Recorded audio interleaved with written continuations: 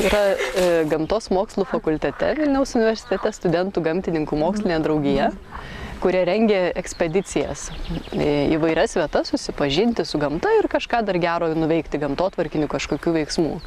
Šįsyk buvo surengta tokia ekspedicija į Balinių Vėžlių gyvenamas vietovės ir ta proga mes dabar tvarkome Balinių Vėžlių buveinę.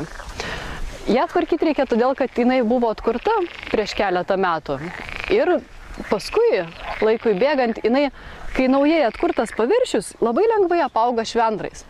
Švendrai turi tokias labai smulkės eklytes, kurios naujai iškasta balą, jos labai greitai kolonizuoja ir užauga labai tankiai ir gali visiškai nebelikti atviro vandens.